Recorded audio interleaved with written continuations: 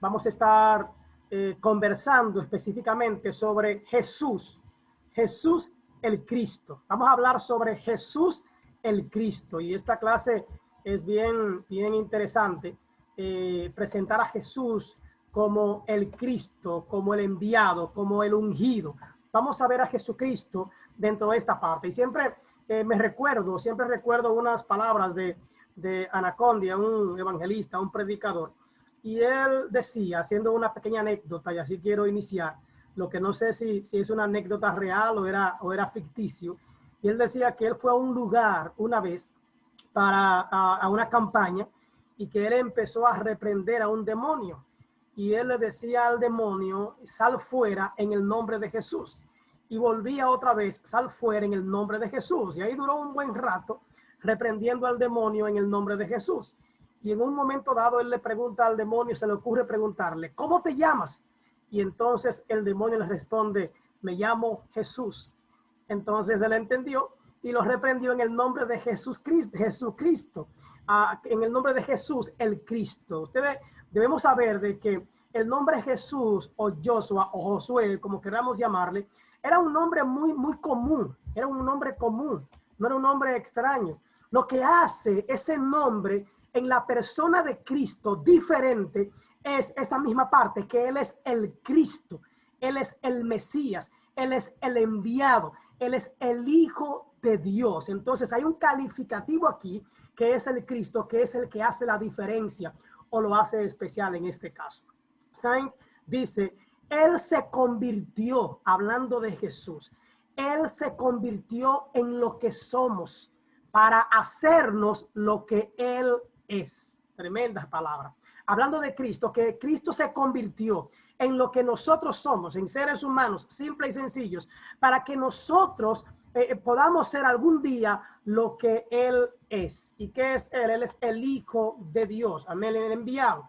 Entonces vamos a hablar sobre Jesús el Cristo, o a lo que llamaríamos en la teología la cristología. Es lo que vamos a tratar. Vamos a tratar la cristología, ver a Jesús no solo como Jesús, no solo como el Hijo de María, no solo como el Hijo de José, sino vamos a verlo como el Cristo, la cristología de Jesús.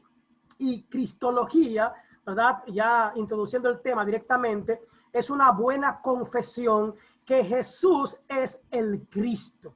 Esta es una confesión que tenemos que hacer. Yo recuerdo que cuando yo me convertí al Evangelio en el 91, una de las cosas que siempre se trataba con una persona endemoniada era que cuando uno veía la liberación del endemoniado, yo no sé si ustedes todavía tratan con este tipo de cosas, pero la revelación de que ya el demonio había salido era si la persona que había estado endemoniada podía confesar que Jesús es el Cristo.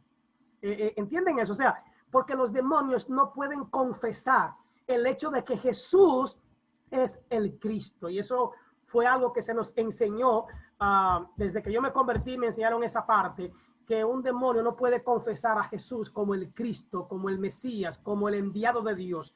Y en San Juan 20:30 dice, y también, hablando de Jesús, hizo Jesús muchas otras señales en presencia de sus discípulos que no están escritas en este libro. Una de las cosas que tenemos que ver es que no todo lo que Jesús hizo está escrito, porque entonces no cupiera todo, ni siquiera en la biblioteca más grande del mundo. Estas, dice Juan, pero son escritas para que creáis, o sea, las que están escritas, para que creáis que Jesús es el Cristo. El libro de Juan es uno quizás de los pocos libros que tiene de manera clara cuál es el propósito del libro. El libro de Juan es uno de los pocos libros que aclara, en el que el autor está diciendo de manera amplia, de manera abierta, cuál es el propósito del libro. ¿Qué dice Juan? Juan dice, estas palabras que estoy escribiendo, esto que está escrito, es para que ustedes crean que Jesús no es un simple hombre, que Jesús no es un muchacho demandado, que Jesús no es un simple humano, Él es el Cristo. Y no solamente eso, Juan dice, Él es el Hijo de Dios, y para que creyendo tengan vida en su nombre. O sea, Juan está dando una revelación a la gente de que este no es un hombre cualquiera. Este es el Cristo, este es el enviado, este es el esperado, este es el Mesías, este es el Hijo de Dios, este es el Rey prometido de la descendencia de David. Esto es lo que vamos a ver a grosso modo de lo que es el Cristo. Entonces, ¿qué significa que Jesús es el Cristo? En el griego es Christos, Cristos. Mateo lo define de esta manera en el libro de Mateo, capítulo 16, versículo 13 al 17. Y él dice, y viniendo Jesús a las partes de Cesarea de Filipo, preguntó a sus discípulos diciendo, ¿quién dicen los hombres que es el Hijo del Hombre? Refiriéndose a sí mismo. Y esto nos hace ver, hermanos, porque a veces como cristianos decimos, lo que la gente diga a mí no me importa. Lo que la gente opine de mí a mí no me importa. Lo que la gente diga de mí a mí me entra por aquí y me sale por aquí. No debiera, hermano. Porque Jesús fue más importante que nosotros, es más importante que nosotros. Y él le preguntó a sus discípulos, ¿quién dice? ¿Cuál es la opinión que tiene la gente acerca de mí? ¿Qué es lo que anda en la boca de la gente? ¿Qué es lo que dice la gente acerca de mí? A él le interesó. Fue interesante la pregunta. Y ellos entonces les respondieron. Unos dicen que tú eres Juan el Bautista y otros te comparan o dicen que tú eres Elías. Otros dicen que eres Jeremías o alguno de los profetas. Nótese que ellos no están, nadie está comparando a Jesús con el tigre del barrio, con el adicto, con el que está loco en la esquina del camino, con el ladronazo, no con Barrabás que lo están comparando. Todos aquellos con los que comparan a Jesús fueron hombres y nombres de renombre en la vida de Jerusalén y de los judíos. Estamos hablando de un Elías, estamos hablando de un hombre que descendió fuego del cielo en varias ocasiones. Estamos hablando de un hombre como Elías que desafió a reyes. Estamos hablando de un hombre que cuando él hablaba era respetado. Estamos hablando de un Juan el Bautista que era considerado uno de los más grandes profetas de ese tiempo, porque hacían 400 y pico de años que nadie se atrevía a hablar una palabra de parte de Dios con tanta fuerza y con tanto poder como Juan. Entonces, estamos hablando de un Jeremías, de un hombre que habló y profetizó en el nombre de Dios y que sus profecías fueron cumplidas y que fue temido por los hombres lo que él dijo. Y también lo compararon con otros profetas que no son mencionados en este lugar. Pero no están comparando a Jesús con cualquiera. La gente está poniendo a Jesús en un sitial bien alto en cuanto a lo que eran los más grandes personajes de la historia. Pero Jesús les dice, hay que apagar esos asuntos, apáguenme los micrófonos que los tenga abiertos. Él les dice, y ustedes, ok, eso es lo que dice la mayoría. Ahora bien, y ustedes que están cerca de mí, y ustedes que han visto los milagros, y ustedes que están aquí conmigo, ¿quién dicen ustedes que yo soy? La sorpresa es que quien responde es quizás el más arrebatado. Y dice, y Pedro entonces le dice, tú eres, escuche bien, esto es una revelación que Dios le da a Pedro. Tú eres el Cristo. Él hace esa definición clara. Él hace dos definiciones maravillosas. Él dice, tú eres el Cristo, no cualquiera. Tú eres el Cristo, o sea, el prometido, el enviado de Dios. Y hace otra referencia. Tú eres el Hijo del Dios viviente. Esto es importante. Número uno, tú eres el Cristo. ¿Sabe qué? Habían muchos que se habían levantado diciendo que eran el Cristo. O sea, Jesús no es el único. Él no es el único que había dicho que era el enviado de Dios. Habían muchas denominaciones, habían muchos grupos sectarios, había mucha gente que se había levantado y que todavía se están levantando como el Cristo. Pero Pedro hace otra declaración. Tú eres el Cristo, no un Cristo, no cualquier Cristo. Tú eres el Cristo. O sea, estamos seguros de eso. Y tú eres el Hijo del Dios viviente. ¿Por qué él hace esa referencia? Y señala específicamente que Jesús era el Hijo del Dios viviente. O sea, tú no eres el hijo de Zeus. Tú no eres el hijo de Atenas. Tú no eres el hijo de Diana. Tú no eres el hijo de los Baales. Tú no eres el hijo de los dioses. Tú eres el hijo del Dios viviente, dice Pedro. Eso es una declaración y es por eso entonces lo que Jesús dice más adelante. Cuando Jesús ve que los ojos de Pedro, un pescador, no era un letrado, no era alguien que había salido de los pies de Gamaliel, no era alguien que había ido a la mejor universidad, era un pescador, era del vulgo.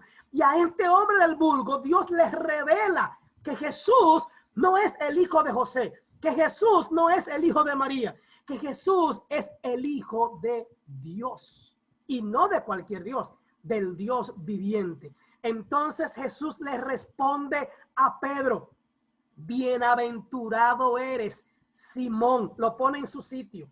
Simón, el humano, el hijo de Jonás. O sea, Simón el pescador, el muchachito que no fue a una buena escuela, a una buena universidad, porque no te lo reveló carne ni sangre.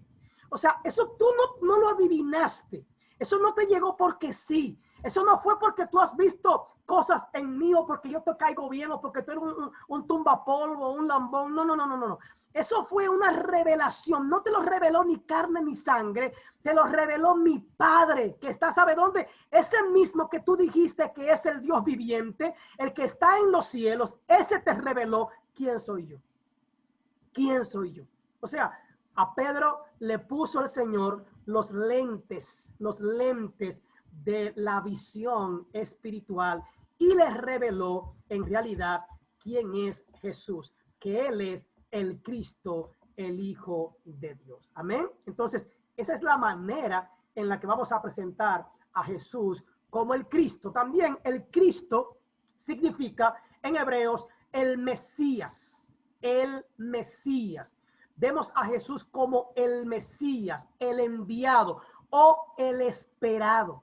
Recuerda a la mujer samaritana, esta mujer con la que Jesús empieza a conversar, y la mujer samaritana cuando escucha a Jesús le dice: ¿eres tú el esperado? ¿Eres tú el que esperamos o esperamos a alguien más? Y cuando la mujer ve esto, ella arranca corriendo para el barrio y empieza a decirle a todos: he encontrado, ¿a quién? Al Mesías, al enviado. He encontrado, he hallado, he hablado con el prometido de Dios. Esta mujer samaritana había visto en Jesús al Cristo o al Mesías, al prometido, al enviado. Amén. La definición también de Mesías es el ungido. El ungido. En el primer libro de Samuel, capítulo 16, versículo 12 al 13 dice: envió pues, ustedes conocen esta parte, pero esto es una tipología. Es una tipología. David es una tipología del reinado de Cristo. Acuérdense de eso. En David es que inicia esta parte del reinado eterno.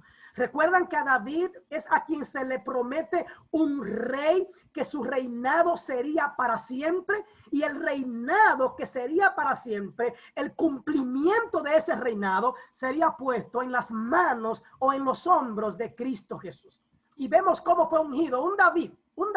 Y cuando miramos a un David y ponemos a un Cristo, un David que es pastor de ovejas y un Jesús que es el hijo de un carpintero, que lo que sabía era agarrar un martillo en la mano, lo que aprendió en su niñez y en su adolescencia era armar una silla, a pegar la pata de una cama o de una mesa. Eso era lo que hacía Jesús realmente.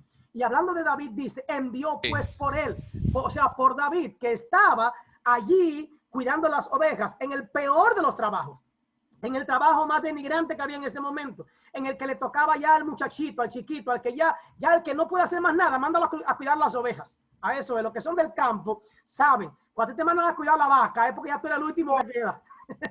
Cuando te mandan a cuidar los puercos, tú eres el último que queda ya. O sea, no hay más nadie a quien mandar a hacer eso. Entonces dice: y envió por él y le hizo entrar, y era rubio, hablando de claro, a veces también somos medio racistas, hermano. Y no se te ha oído un coro que dice, el rubio de Galilea va pasando ya. El rubio de Galilea va pasando. Y hablando de Jesús, que era de que rubio, buen mozo. Y Jesús pudo haber sido un negrito también, de igual manera. Y Jesús pudo haber sido medio indiecito. ¿Quién dice que no? Entonces dice que David tenía los ojos hermosos, tenía hermosos ojos y de buen parecer. Entonces el Señor dijo, levántate, le dijo a Samuel, levántate y úngelo, porque ese es. Y Samuel tomó el cuerno del aceite y lo ungió en medio de sus hermanos. Y desde aquel día en adelante, el Espíritu del Señor vino sobre David. Y se levantó luego Samuel y se volvió a Ramá. Entonces acuérdense que Jesús era el ungido, porque a quien se ungía era declarado como el rey, como a quien Dios había depositado para usarlo en gran manera. Entonces Jesús es ese rey especial que Dios le prometió a David en cuanto a un reinado para siempre. Amén. Entonces eso es lo que estamos viendo, ¿verdad? Vamos a ver ahora algunos roles, tres roles que se cumplen en Jesús el Cristo. Tres roles que podemos ver cumplidos en Jesús el Cristo. Los roles de Cristo pueden ser entendidos por tres palabras. Y vamos a ver esas tres palabras, cómo se cumplen en Cristo Jesús. ¿Recuerdan? ¿Quién dice la gente que yo soy? Dicen que tú eres Elías. ¿Y qué era Elías? Un profeta. Dice que tú eres Jeremías. ¿Qué era Jeremías? Un profeta. Y dice que tú eres... O sea, así lo presentaban a Jesús. Entonces, el primer rol con el que vemos en Cristo Jesús es el rol de profeta. Es el rol de profeta. Jesús fue un profeta, o sea, alguien que vino a revelar algo al pueblo. Deuteronomios capítulo 18, versículo 1 nos dice, profeta de en medio de ti, de tus hermanos, como yo, te levantará tu Dios, a él oiréis, a él oiréis. ¿Recuerdan que Jesús dijo que tanto Moisés como Abraham hablaron de él? ¿Recuerdan eso? Que Jesús en sus palabras, cuando querían tirarle en la cara la grandeza de Moisés, la grandeza de Abraham, él dijo, por esos tigres hablaron de mí. Ellos hablaron de mí. Ellos me mencionaron a mí. Ellos no dijeron Jesús, pero ellos me mencionaron a mí. Ellos tuvieron que hablar de mí. Aquí Moisés está refiriéndose directamente a Jesús, profeta de en medio de ti, de tus hermanos, como yo, te levantará Jehová tu Dios, a él oiréis, haciendo referencia a que debían oír a Cristo. En Hebreos 1 al 3, quiero hacer referencia, pararme un poco. Si voy muy rápido, hablen, tírenme. Si voy muy rápido, me pueden detener y yo bajo la guardia. No hay problema, están en la libertad. Hebreos 1 al 3 dice, Dios, habiendo hablado muchas veces y en muchas maneras en otro tiempo a los padres por los profetas, en estos postreros días nos ha hablado, ¿por quién? Por el Hijo, al cual constituyó heredero de todo, por el cual asimismo hizo el universo, el cual habla el escritor de los Hebreos, siendo el resplandor de su gloria, hablando de Cristo y de lo que Cristo es en Dios, y la misma imagen de su sustancia, siguiendo hablando de Cristo, y sustentando todas las cosas en la palabra de su potencia, habiendo hecho la purgación de nuestros pecados por sí mismo, se sentó a la diestra de la majestad en las alturas. Hablando de Jesucristo y de su reinado eterno, el escritor de los Hebreos. Pero en Lucas capítulo 4, versículo 18 al 20 nos dice, el Espíritu del Señor está sobre mí. Hablando, ¿se acuerdan cuando Jesús se paró al frente en la sinagoga a leer el libro de Isaías? ¿Recuerdan esa parte? Esto fue lo que él leyó. El Espíritu del Señor está sobre mí, por cuanto me ha ungido para dar buenas nuevas, dice la palabra, a los pobres. me ha enviado para sanar a los quebrantados de corazón, para pregonar. Todo esto que él dice aquí lo hacía un profeta. Era la parte de un profeta. Y él dice, para llevar las buenas nuevas a los pobres, me ha enviado para sanar a los quebrantados de corazón, para pregonar a los cautivos libertad y a los ciegos vista, para poner en libertad a los quebrantados, para predicar el año agradable del Señor. Y dice la Biblia, y enrollando el libro, lo dio al ministro y se sentó. Y los ojos de todos en la sinagoga estaban fijos en él. Y al Jesús ver que la gente esperaba algo más, que la gente necesitaba algo más, entonces él les dijo que también a otras ciudades es necesario que anuncie el evangelio del reino de Dios, porque para esto, dijo él, soy enviado. Es como le voy a poner la tapa al pomo y le da una palabra nueva o diferente de la que había escrita en el libro. Entonces Jesús es visto como el profeta o como un profeta. Isaías 61, 1 al 2, ya está lo que dijimos, ¿verdad que sí? Lo que Jesús leyó está confirmado, es lo que escribió Isaías en el capítulo 61, versículo 1 al 2. Amén. La gente entendió entonces que Jesús era un profeta. Mateo 21, 11 no habla, ¿verdad? Y también San Juan 6, 4 dice, y la gente decía, este es Jesús, el profeta de Nazaret de Galilea.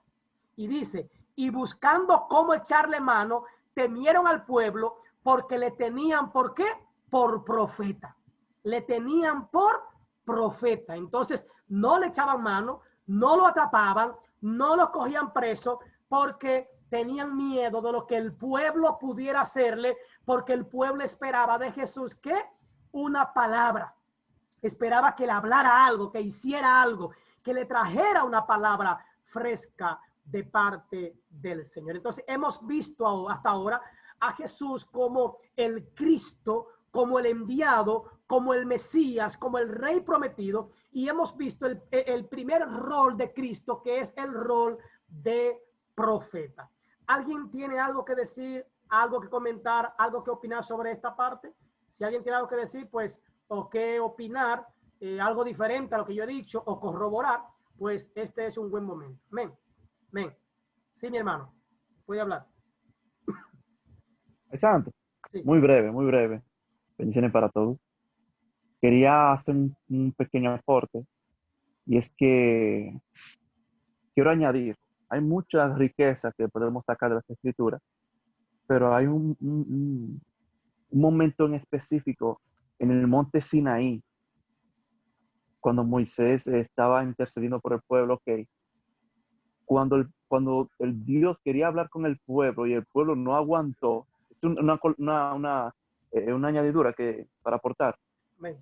El pueblo exigió, en pocas palabras, no podemos hablar contigo, nos mataría, danos a alguien en el cual podamos tener contacto contigo.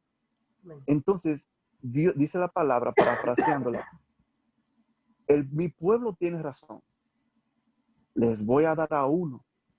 Entonces, esa es una de las entradas en el cual el Cristo es enviado. Amén. Porque Dios no levantó a alguien para que sea simplemente su voz, sino para que una persona que sea la comunicación del pueblo a Él. Amén. Porque Él siempre ha querido tener una comunicación directa con nosotros. Amén. Eso es lo que yo quería añadir. Amén. Gracias, hermano. Amén. Sí. Si se acuerdan también cuando las serpientes que mordían, ¿verdad que sí? Y que Moisés tuvo que levantar una serpiente, elevarla, y que la misma Biblia dice que entonces, así como Moisés levantó la serpiente y que todo el que quería la serpiente sería sano, asimismo Dios levantó a Jesús como esa serpiente, y que para poder ser salvo hay que ver ¿a quién? A Cristo. Entonces podemos ver a Jesús dentro de esa parte de cómo Dios, ¿verdad? Desde la antigüedad ha venido filtrando, ¿verdad? La presencia de Cristo de alguna manera para salvar y para, como tú decías, para comunicarse más de cerca con la humanidad. Y eso lo vamos a ver en un ratico también, esa parte humana de Jesús y ese conocernos a nosotros de una manera especial. Amén. Bien, entonces, el segundo rol en el que vemos a Cristo Jesús es como sacerdote. Jesús como sacerdote. ¿Y cuál era la parte del sacerdote? Ser un reconciliador.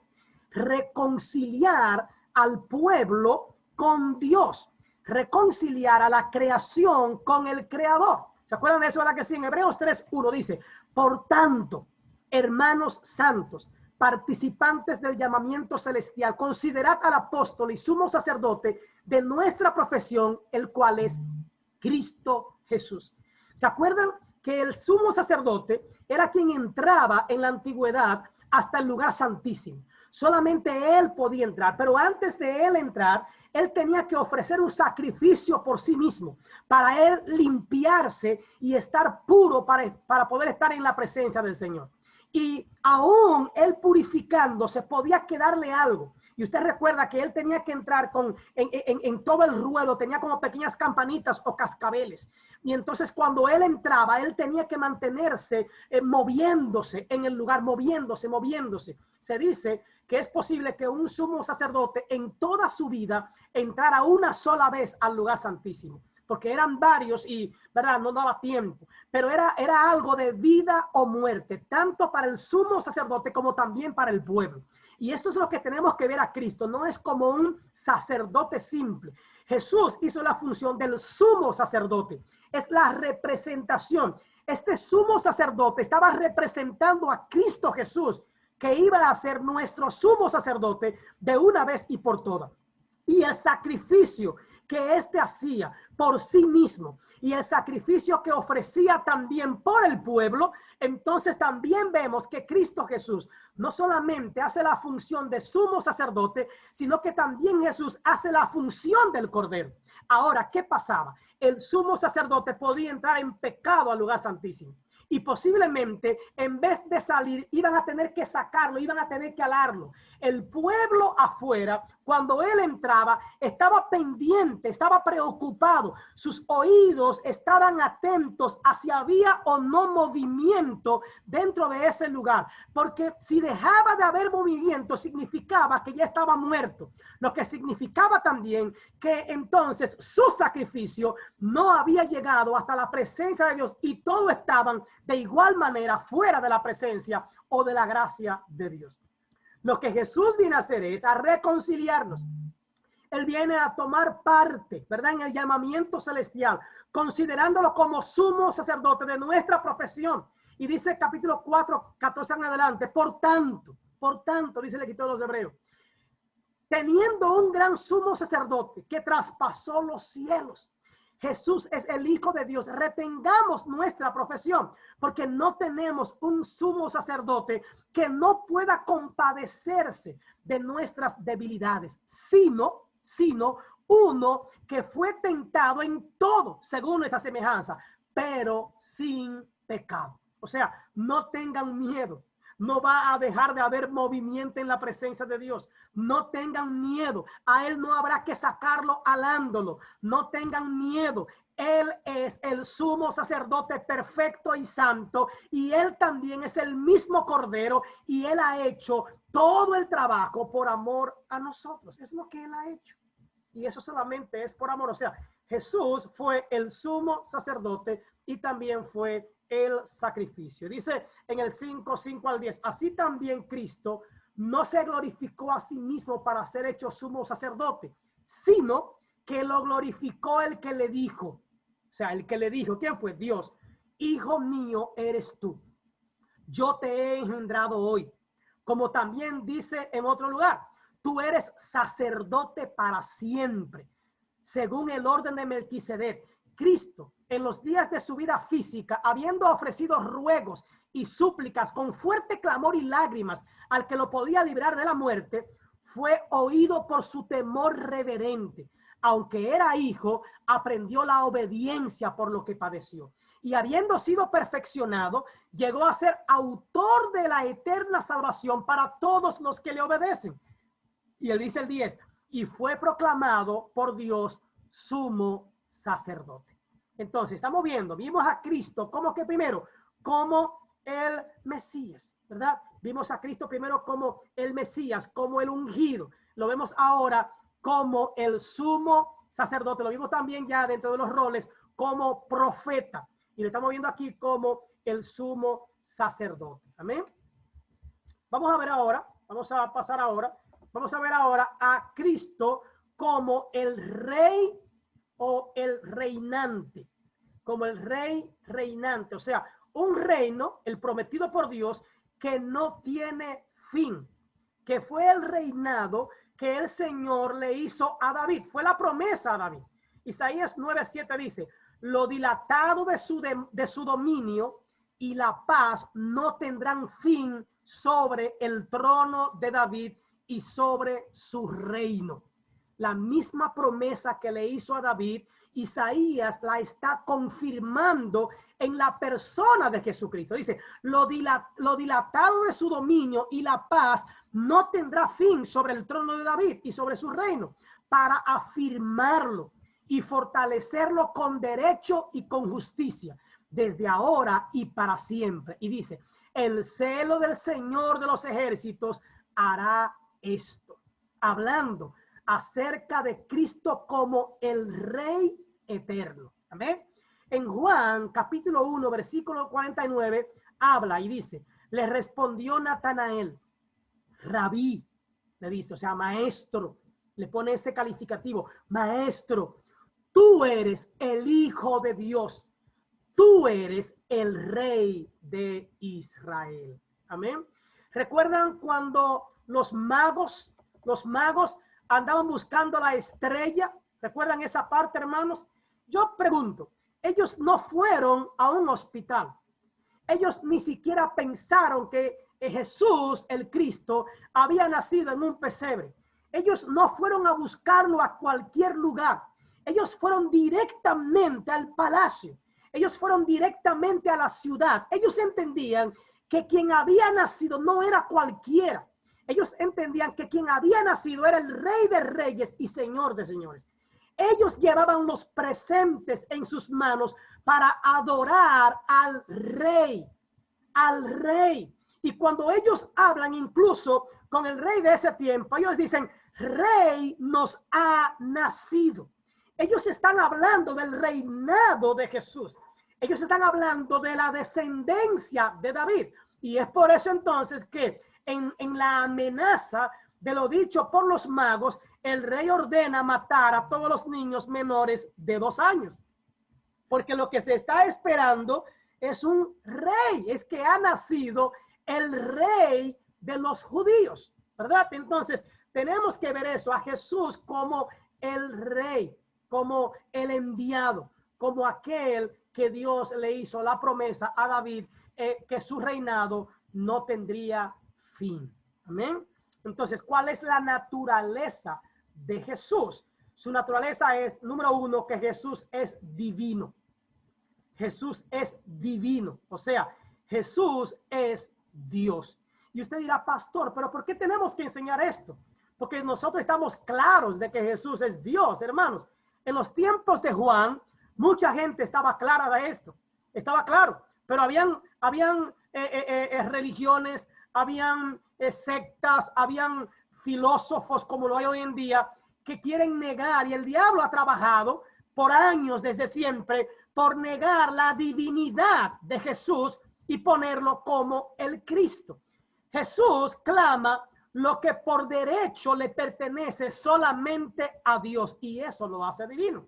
Y dice Marcos 2:5, y viendo Jesús la fe de ellos, dijo al paralítico. Ustedes han visto, saben que el único que puede perdonar pecados es Dios. Eso era lo que la gente entendía, era lo que la gente comprendía, era lo que la gente sabía. Y le dijo al paralítico, hijo, tus pecados te son perdonados. Cuando el Hijo del Hombre venga en su gloria y todos los ángeles con él, entonces se sentará se separará los unos y los otros, como cuando el pastor separa las ovejas de los cabritos, y pondrá las ovejas a su derecha y los cabritos a su izquierda. Entonces el rey dirá a los de su derecha, vengan benditos de mi Padre, hereden el reino que le ha sido preparado para ustedes desde la fundación del mundo. Porque tuve hambre y me dieron de comer, tuve sed y me dieron de beber, Fui forastero y me vistieron. Tuve desnudo y me vistieron. Enfermo y me visitaron. Tuve en la cárcel y vinieron a mí. Entonces los justos le responderían diciendo, Señor, ¿cuándo te vimos forastero y te recibimos? ¿O desnudo y te vestimos? ¿Cuándo te vimos enfermo o en la cárcel y fuimos a ti? Respondiendo el rey les dirá, de cierto les digo que cuando lo hicieron a uno de estos mis hermanos más pequeños, a mí me lo hicieron. Están, o sea, atributos de divinidad, atributos de Dios. Amén. Jesús afirma ser uno con el Padre y crea entonces que el Padre es Dios, lo que dijimos en la clase pasada. Y Jesús está diciendo, yo soy uno con el Padre. Está diciendo Jesús, el Padre y yo somos uno. Yo y el Padre uno somos, dice en Juan 10:30. Yo y el Padre uno somos. Y en San Juan capítulo 14, versículo 8 al 11, Felipe le dice, mira, Jesús, vamos a dejar esto hasta aquí. Vamos a matar el gallo en la funda. Mira, muéstranos lo que toda la vida la gente ha querido es ver a Dios.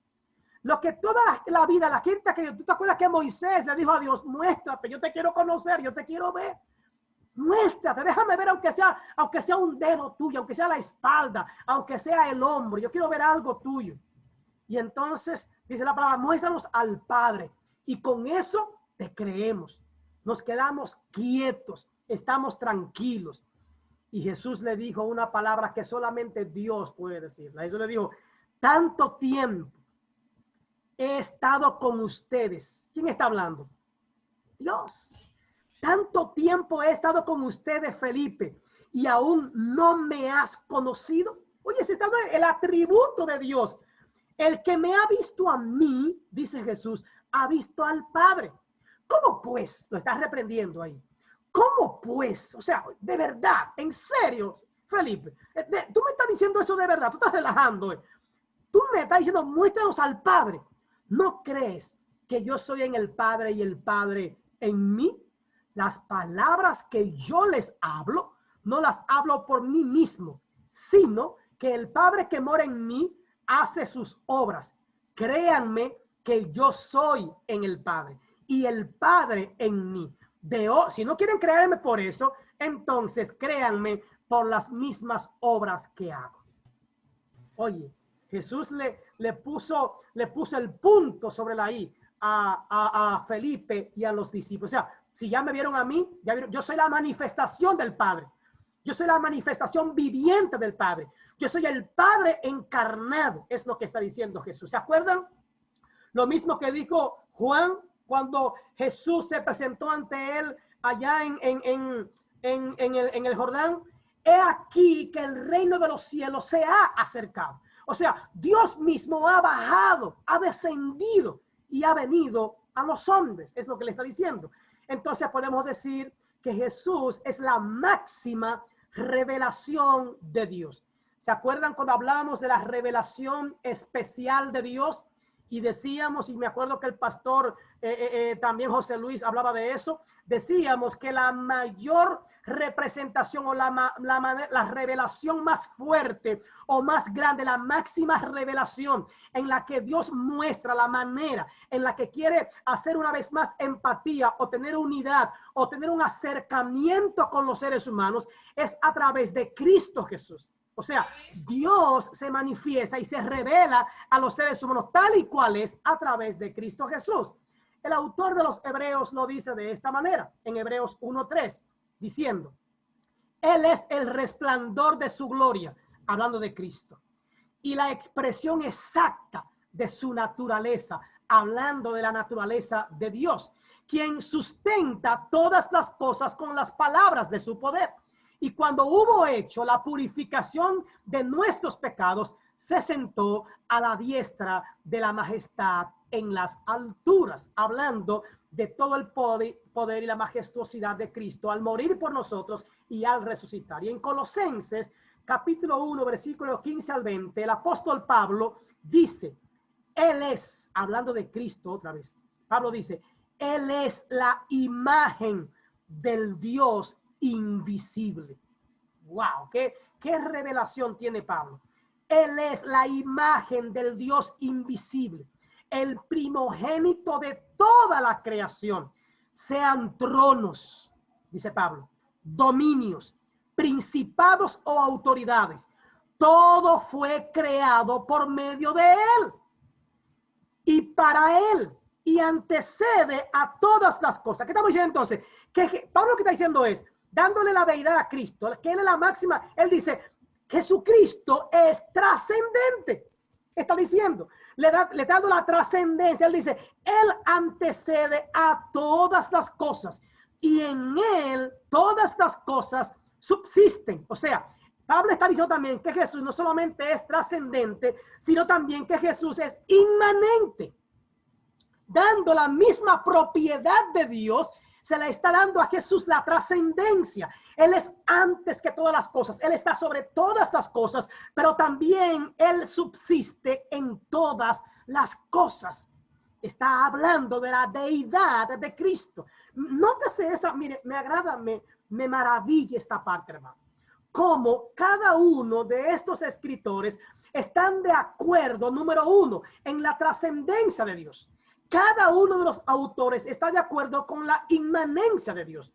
Cada uno de los autores no se divide de la trascendencia y de la inmanencia de Jesucristo y de igual manera del Espíritu Santo, y lo veremos después cuando veamos la persona del Espíritu Santo. Entonces, ¿cómo hay una unión? ¿Cómo hay esa relación de todos los escritores en cuanto a la persona de Dios y en cuanto a la persona de Jesucristo como trascendentes y como inmanentes?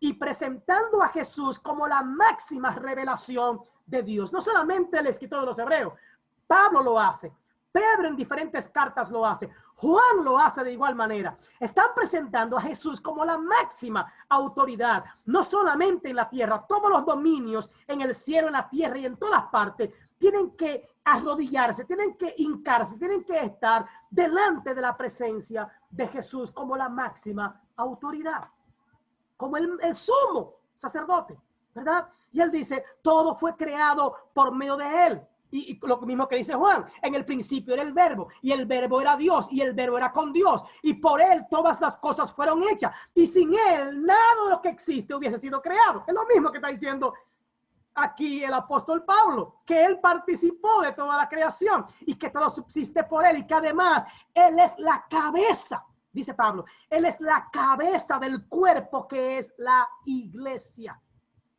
Wow, qué manifestación acerca de la persona de Jesucristo. Y dice, él es el principio, él es el primogénito entre los muertos, para que en todo él sea preeminente. O sea, él es el primero. Escuche bien, la preeminencia de Jesús. Dice, él es el primero entre los muertos. ¿Verdad que sí? En todo él sea preeminente, por cuanto agradó al Padre que en él habitara toda la plenitud.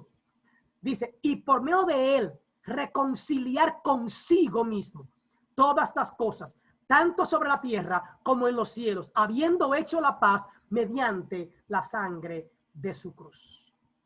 Eso es mirando quién es Cristo Jesús, es poniendo a Jesús en el sitial. Juan 1:18 dice, a Dios nadie lo ha visto jamás, nadie ha visto a Dios jamás, al Padre. El Dios único que está en el seno del Padre, él lo ha dado a conocer, hablando de Cristo. Él, Jesús, ha dado a conocer al Padre. Es la manifestación. Entonces, creer que Jesús es menor que totalmente divino es una herejía. Creer que Jesús es menor que totalmente divino es una herejía. Esta es una frase que dijeron los ebionitas. Los ebionitas escribieron muchas frases, hicieron unos libros apócrifos, están parte de los libros apócrifos que no fueron tomados en cuenta. Los ebionitas era un evangelio que se llamaban así, el evangelio de los abonitas, de los ebonitas. Eran unos estudiosos. Era un evangelio apócrifo existente solo como 7 citas breves en una heresiología conocida como el Panarión. Entonces estos dijeron muchas cosas maravillosas, fue conocido como un nuevo evangelio, pero los ebionitas no lo tomaron en cuenta como libros canónicos porque ellos lo que hicieron fue como imitar los primeros 3 libros, los libros de Mateo, Marcos y Lucas, como que lo imitaron, y por eso los ebionitas no fueron tomados en cuenta como libros canónicos, pero tienen muchas frases que todavía son tomadas en cuenta y que podemos leerlos como historia. Los ebionitas dijeron, creer que Jesús, y era porque en ese tiempo mucha gente lo tomaba como menos que divino, es una herejía. Nos volvemos herejes al decir esta parte. Amén. La naturaleza de Jesús. Jesús es humano. Fue un humano, hermano. Eso no podemos quitarlo de ningún lugar. Él fue 100% hombre y 100% Dios. Y decíamos que era una de las cosas que no le cabía en la mente finita. Y vamos a estar claros, hermano. Esto no cabe. Los filósofos anteriores, especialmente los gnósticos y otras religiones y otras sectas y otros filósofos, no entendían, no cabía en su cabeza que un hombre, que Dios pudiera caber en el cuerpo de un hombre. Eso no cabía. Entonces los gnósticos dicen, no se puede, no se puede. O eres espíritu o eres carne. O sea, o eres Dios, o eres una deidad, o eres un ser humano. No puede ser Dios y hombre a la vez. Pero en Cristo Jesús se cumple esta parte. En Cristo Jesús podemos decir que era 100% hombre y 100% Dios. Porque como hombre, Él también dijo, el que me ha visto a mí, ha visto al Padre. Punto. Yo soy en el Padre y el Padre en mí. Y solamente Dios podía decir eso. Entonces Jesús tuvo un cuerpo físico, hermano. Físico. Lucas lo dice de esta manera. En San Lucas 2:52:1. Y Jesús crecía, dice Lucas, en sabiduría, en estatura y en gracia para con Dios y los hombres. O sea, tenía un cuerpo que tenía que crecer, que lo medían a cada rato. Déjame ver, Jesús, si tú estás creciendo bien. Y lo que Dios está dando a notar aquí es que Jesús tuvo un crecimiento normal, que él estaba que sus huesos estaban, que él tenía huesos, y que los huesos de las piernas, y que los huesos de las manos, y que los huesos del torso estaban normalmente, estaban creciendo. Y Dios está diciendo a través de Lucas que Jesús estaba desarrollando un conocimiento de un niño normal, de un niño normal. Y está diciendo también que sabiduría en estatura y en gracia, o sea, que Jesús era gracioso, que Jesús le caía bien a la gente, que no era un malcriado del barrio, que no era un tiguerito del barrio, que era alguien educado. O sea, Lucas está refiriéndose a Jesús como un muchacho ejemplar del barrio, como un ser humano normal, que quizá le dio pique, que lo atacaron, que le hicieron bullying. Todo eso lo pasó a Jesús. Amén. ¿Quién está levantando la mano? ¿Quién quiere participar? Amén. Amén. Que yo creo que esto es uno de los mayores ejemplos que nos da a entender que nosotros como seres humanos no podemos decir siempre esa frase, yo soy humano y por esto hago esto y por esto hago lo otro. Eso lo vamos a ver Pero, ahora. exacto, Jesús nació en un hogar, padre y madre. Amén. Incluso su padre era carpintero, él ejerció también la profesión. Eso no impidió lo que realmente él fue y siempre será, que es esencia de reflejarle el mismo Padre aquí en la tierra. Amén. Eso es para darnos a entender a nosotros que como humanos nosotros tenemos también esa capacidad, porque él mismo lo dice de su boca, él lo procesa, cosas mayores de las que yo hice, ustedes harán. Amén. Entonces no nos podemos quejar diciendo, no, yo soy humano. Yo soy humano, Yo soy humano, por eso es que no, Jesús fue humano. Estamos en la tierra. La diferencia que hay entre Jesús y nosotros, somos humanos, pero ahí se aparta lo que es ya la esencia que él tiene con el Padre, esa revelación, esa manifestación, que nosotros mismos por ese cuestionamiento que nos hacemos de ser humano, a veces no manifestamos eso. Amén. No procesamos, no lo reflejamos. Amén. Y solamente nos justificamos, pero Jesús venció como hombre, no hizo como Dios, fue como hombre que lo hizo. Amén. Gracias, mi hermano. Hermano, tiene la oportunidad. Aisan, si quería aportar desde la preexistencia de Cristo, que leí hace un tiempo y ahora que usted tocó el tema, me maravilló de nuevo en poder leerlo y compartirlo con todos ustedes, Amén. que se encuentra en Proverbios. Exactamente dice desde cuándo Jesús está con Dios. Dice aquí en Proverbios 8 capítulo 8 del 23 en adelante, si lo pueden buscar, dice, fue establecido desde la eternidad, desde antes que existiera el mundo. O sea, Jesús que está hablando. Amén. No existían los grandes mares cuando yo nací. No había entonces manantiales de abundantes aguas. Nací antes que fueran formadas las colinas, antes que se cimentaran las montañas, antes que Él creara toda la tierra y sus paisajes, el polvo primordial con que hizo el mundo. Cuando Dios cimentó la bóveda celeste y trazó el horizonte sobre las aguas, allí estaba yo presente. Cuando estableció las nubes en los cielos y reforzó las fuentes del mar profundo, cuando señaló los límites del mar para que las aguas obedecieran su mandato, cuando plantó los fundamentos de la tierra, allí estaba yo, afirmando su obra. Día tras día me llenaba yo de alegría. Siempre disfrutaba de estar en su presencia. Amén. Me regocijaba en el mundo que Él creó. En el género humano me deleitaba. Wow, eso está hermoso. Eso quería compartir. La preexistencia de Jesús.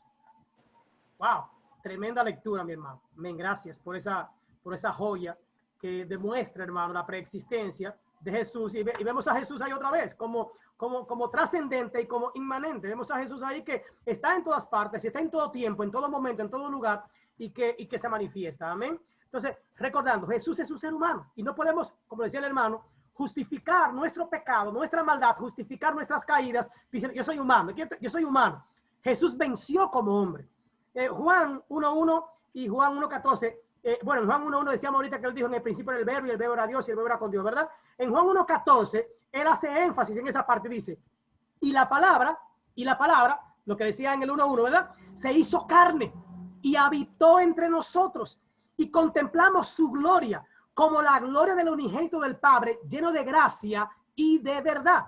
¿Se acuerdan también que Lucas dijo que Jesús crecía en qué? En gracia, en gracia. Y aquí dice Juan dice que Jesús estaba lleno de gracia y lleno de verdad. Jesús también tenía limitaciones físicas como hombre. Dice Juan 4:6, estaba allí el pozo de Jacob.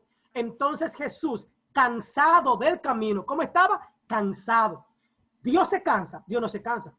Dios no se cansa. Pastor, pero dice la Biblia que Dios en el séptimo día descansó. Eso es era una manera para enseñarnos, hermano, a estarnos quietos por lo menos un ratico, pero no, si se cansa, no es Dios. ¿Estamos claros en eso? Si se cansa, también, no es Dios. hay profe. ¿Sí? Esa parte, que se me interrumpa, dice que Dios descansa en otra vida. Entonces, la gente que dice eso debería entender entonces, ¿por qué dice entonces, si eres Dios, no puede estar en un cuerpo humano, entonces no tiene que descansar? Exacto. O sea, que son preguntas que muchas veces la gente se hace y misma se contradicen, pero si eres Dios, entonces, ¿por qué él descansó? Entonces, O sea, son cosas que...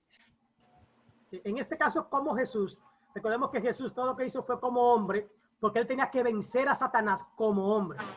Como hombre. Si él actúa como Dios, entonces Satanás en el juicio, ¿verdad? En el momento de, espérate, los hombres me pertenecen porque tú no venciste, no fue legal. Lo que tú hiciste no fue legal. O sea, tú no lo hiciste legalmente, tú lo hiciste ilegal, tú obraste, tú hiciste trampa. Jesús no hizo trampa. Todo cuanto él venció fue como hombre. Entonces, Jesús tenía limitaciones físicas. Estaba ahí en el pozo, estaba sentado junto al pozo. Era como el mediodía. ¿Y recuerdan a qué salieron los discípulos? Los discípulos salieron, ¿a qué fue? A comprar comida, porque el maestro tenía hambre, porque era un ser humano. Amén, mi hermano, esposo de Divani.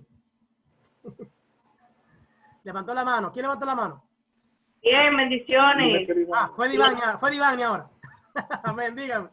Quería darle un ejemplo explicando sobre lo que estaba diciendo el compañero ahora. Amén. que mucha gente dice que si él es Dios, ¿cómo se cansa? Entonces yo estaba en un ejemplo informático, tecnológico, ¿No? que por ejemplo nosotros queramos ponerle un procesador de última generación a una computadora bastante vieja, antigua, por más que el procesador sea muy bueno, no puede funcionar porque está dentro de una máquina antigua. Es lo mismo que Dios dentro de un cuerpo humano.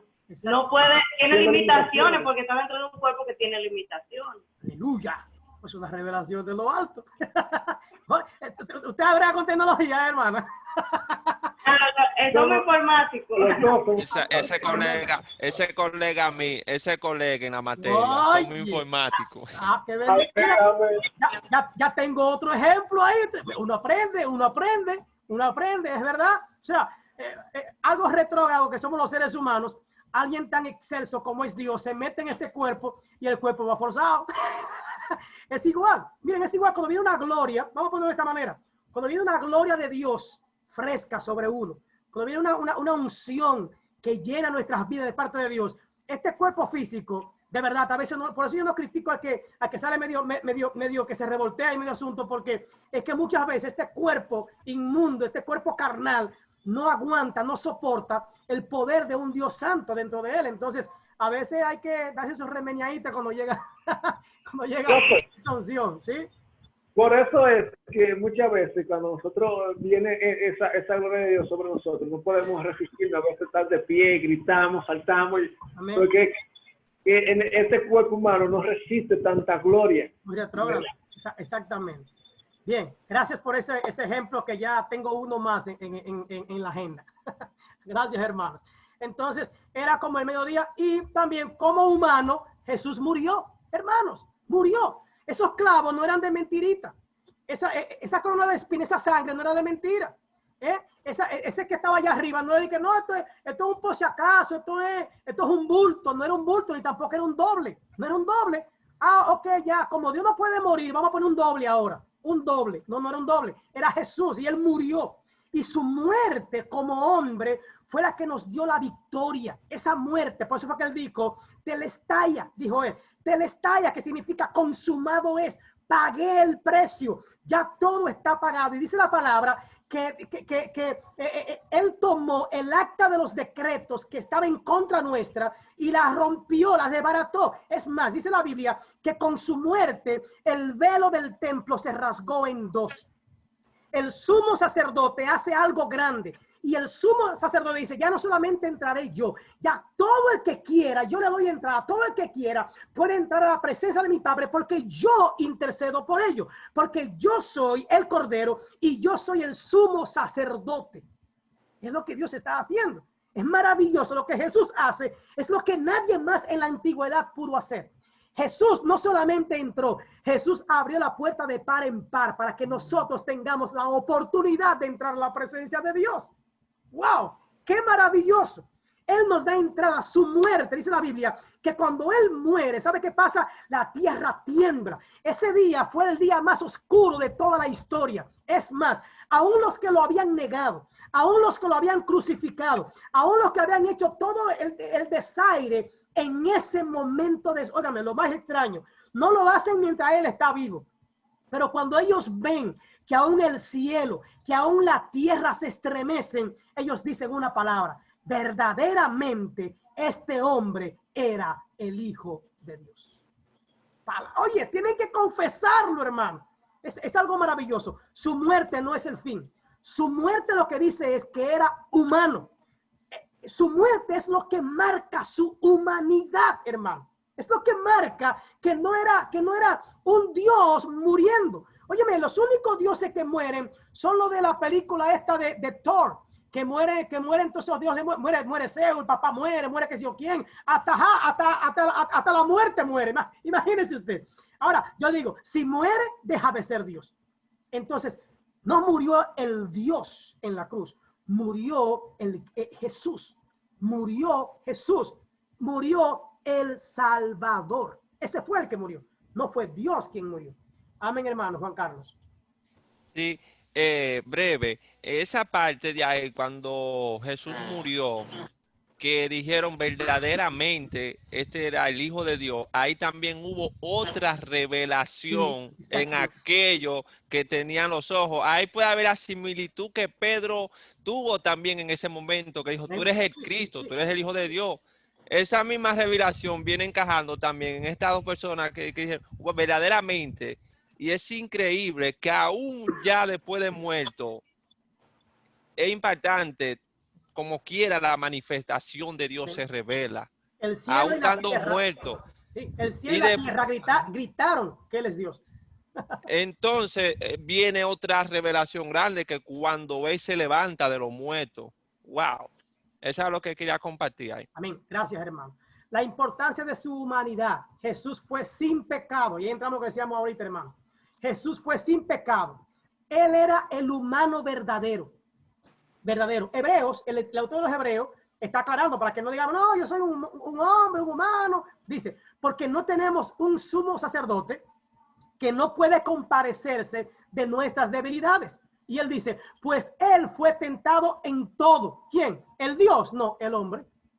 El escritor de los Hebreos está hablando del hombre. Él fue tentado en todo, hermano. Dios no puede ser tentado. Es lo que dice la Biblia. ¿Qué dice la Biblia? Que Dios no puede ser tentado. Quien estaba siendo tentado allí era Jesús, el hombre. Y dice en todo, igual que nosotros, pero, hace una referencia, pero sin pecado. La única diferencia de Jesús a nosotros es que Él no pecó y nosotros seguimos pecando. Jesús entiende, y esto es lo que me agrada. Al venir aquí, Dios empieza a entender más a la humanidad. Como le decía la hermana, este poder tan grande, esta grandeza en este cajón obsoleto, se mete aquí y Él entiende la incomodidad que es estar en este cuerpo humano. Él entiende la debilidad que tenemos. Él entiende lo débiles que somos, lo llamado a pecar que somos. ¿Usted cree que fue fácil para Jesús? No fue fácil. ¿Usted cree que Él venció porque era Dios? No, no fue fácil. Él tuvo que negarse a sí mismo. Él tuvo que negarse a pecar para que pudiera escribirse esto de Él. Jesús entiende nuestras dificultades, dice el escritor de los Hebreos 2, 10 al 18. Dice, porque le convenía a Dios, por causa de quien, por medio de quien todas las cosas existen, perfeccionar ¿a quién? Al autor de la salvación de ellos. ¿Cómo? Por medio de los padecimientos. Jesús no padeció como Dios, padeció como hombre. ¿Para qué? Para conducir a muchos hijos a la gloria. Pues tanto el que santifica como los que son santificados, todos provienen de uno. Por esta razón, Él no se avergüenza de llamarnos hermanos, diciendo, anunciaré a mis hermanos tu nombre. En medio de la congregación te alabaré. Y otra vez, yo pondré mi confianza en Él. Y otra vez, he aquí, yo y los hijos que Dios me dio. Por tanto, puesto que los hijos han participado de carne y sangre, de igual manera, Él participó también de lo mismo para destruir por medio de la muerte al que tenía el dominio sobre la muerte. Esto es al diablo, como hombre. Lo está especificando, como hombre. Dice, y para librar a los que por el miedo, ¿verdad?, de la muerte, estaban toda la vida condenados a esclavitud. Porque ciertamente Él, hablando de Cristo, Él no tomó para sí a los ángeles, no fueron ángeles, sino a la descendencia de Abraham. Por tanto, era preciso que en todo fuese hecho semejante a quién, a sus hermanos, o sea, a un ser humano, a fin de ser un sumo sacerdote misericordioso y fiel en el servicio delante de Dios. ¿Para qué? Para expiar o para perdonar los pecados del pueblo. Porque en cuanto Él mismo padeció siendo tentado como hombre, el poderoso para socorrer a los que son tentados. ¿Por qué Jesús entiende mi tentación? Porque Él fue tentado. ¿Por qué Jesús entiende que no soy probado? Porque Él fue probado. Ahora, ¿por qué Jesús sabe que puedo vencer? Porque Él venció. Como hombre lo hizo. Bien, vamos a seguir rapidito porque ya el tiempo se me fue. Dice, si Jesús no era humano, su muerte no puede cubrir nuestros pecados. No puede cubrir nuestros pecados. Su muerte. Bien, por tanto, voy a ir rápido para terminar ya. A ver si me da tiempo. Por tanto, puesto que los hijos han participado de la carne y sangre, de igual manera él participó también de lo mismo. ¿Para qué? Para destruir por medio de la muerte al que tenía, ya se lo leímos, Romanos 3, 23, 26, porque todos pecaron y no alcanzan la gloria de Dios. Eso somos nosotros. Ahora, siendo justificados como gratuitamente por su gracia, mediante la redención. La redención es la compra. Él nos compró, ¿verdad? Que es en Cristo Jesús. Como demostración de su justicia, Dios lo ha puesto a él como expiación por la fe en su sangre, a causa del perdón de los pecados pasados en la presencia de Dios. ¿Con qué? Con el propósito de manifestar su gloria en el tiempo presente, para que él sea justo y a la vez justificador del que tiene fe en Jesús. Es lo que está hablando el apóstol. Bien, me faltan algunas, voy a tener que marcarla, okay, para no equivocarme. Y bien, voy a tener que marcarla ahí para continuar la semana que viene, pues ya se me fue el tiempo. Esto es mucho que tratar. Hablar de Jesús nos emociona. ¿Alguien quiere dar alguna aportación? ¿Quiere preguntar algo? ¿Quiere decir algo? Este es el momento para terminar nuestra clase. Gracias por su atención. ¿Alguien quiere decir algo, aportar algo? Lilianas, pásame mi almohada muy pronto si tú puedes. Ok, pero cierre el micrófono. ¿Alguien quiere decir algo aparte del hermano? Amén. ¿Alguien quiere decir algo? ¿Nada? Bien, ¿entendimos todo o no entendimos nada? Sí, amén. Hermanos, Dios les bendiga, Dios les guarde. Gracias Amén. por su paciencia. Sí, diga. Dímelo, mi hermano Pedro. Sí. Amén. Algo que también tenemos que ver, que Jesús como hombre tenía una necesidad de orar y de tener una relación con Dios. Amén. Ese era el aporte. Amén. Gracias. Exactamente también, sí. Como hombre tenía esa necesidad y cada vez que podía, pues el Señor lo hacía, porque también era una manera de enseñarnos esa dependencia que tenemos de Dios. Nosotros dependemos entera y completamente de Dios. No dependemos de conocimiento humano, de filosofía hueca humana, de títulos. Todo eso es pasajero.